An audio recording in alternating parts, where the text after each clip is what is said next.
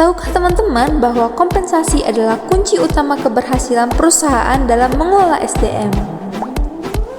Sistem kompensasi yang efektif berfungsi untuk menarik talenta terbaik, mempertahankan karyawan berprestasi, dan memotivasi tim untuk mencapai target perusahaan. Jadi, kompensasi bukan hanya soal gaji, tetapi investasi strategis untuk membangun organisasi yang kuat dan berkelanjutan. Pahami konsep ini dengan baik, karena ini adalah fondasi kesuksesan dalam manajemen sumber daya manusia. Assalamualaikum warahmatullahi wabarakatuh. Halo teman-teman semuanya. Selamat datang di pembahasan menarik tentang kompensasi dan benefit dalam manajemen sumber daya manusia. Nah, sebelum kita ke pembahasan selanjutnya, izinkan saya memperkenalkan diri. Nama saya Marisa Sabina Bolu-Siregar dengan NPM 182230152 di mata kuliah Manajemen Sumber Daya Manusia. Nah, teman-teman, pernahkah teman-teman bertanya-tanya mengapa sih ada karyawan yang tetap setia bekerja di perusahaan selama bertahun-tahun, sementara yang lain mudah berpindah ke tempat-tempat lainnya? Nah, jawabannya terletak pada sistem kompensasi dan benefit yang ditetapkan oleh perusahaan. Hari ini kita akan mengkuak rahasia bagaimana sih perusahaan menggunakan kompensasi dan benefit sebagai senjata ampuh untuk menarik dan mempertahankan karyawan terbaik mereka. Mari kita mulai dengan memahami apa sih itu kompensasi dan benefit. Nah, kompensasi adalah seluruh imbalan yang diterima karyawan sebagai balas jasa atas kontribusi mereka kepada perusahaan.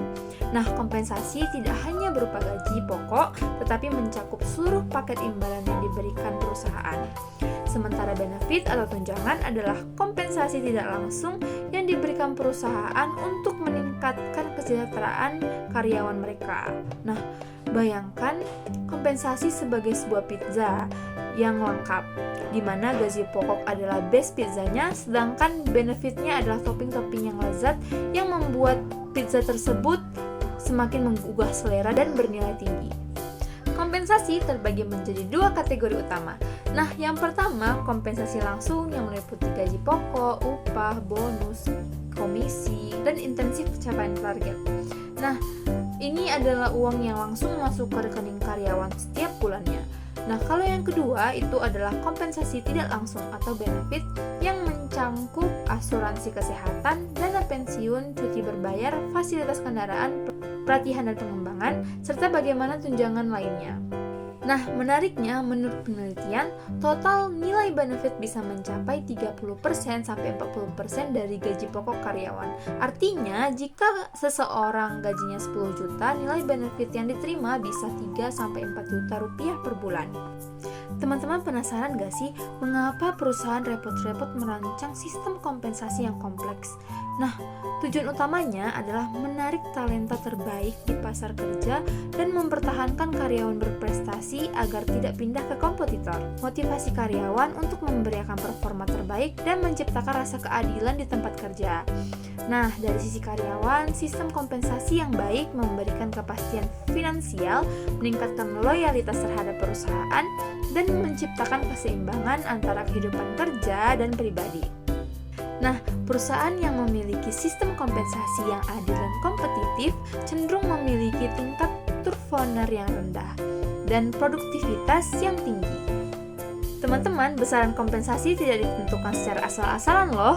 Ada beberapa faktor penting yang mempengaruhinya, yaitu tingkat pendidikan dan keahlian karyawan, pengalaman kerja yang dimiliki, kompleksitas dan tanggung jawab pekerjaan, kondisi pasar tenaga kerja, kemampuan finansial perusahaan, lokasi geografis tempat kerja, serta regulasi pemerintah seperti upah minimum regional. Nah, semakin langka keahlian yang dimiliki seorang, semakin tinggi pula nilai kompensasi yang dinegosiasikan.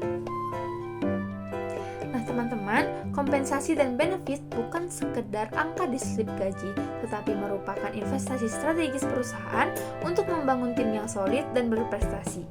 Nah, sebagai calon profesional HR, pemahaman mendalam tentang sistem kompensasi akan membantu untuk merancang strategi yang win-win solution bagi perusahaan dan karyawan. Dan Ingatlah teman-teman, kompensasi yang adil adalah fondasi dari hubungan kerja yang harmonis dan produktif. Nah, terima kasih buat teman-teman yang sudah menyaksikan videonya, dan semoga bermanfaat untuk perjalanan akademik teman-teman. Nah, mohon maaf bila ada salah kata. Saya Marissa Bina Siregar pamit undur diri. Assalamualaikum warahmatullahi wabarakatuh.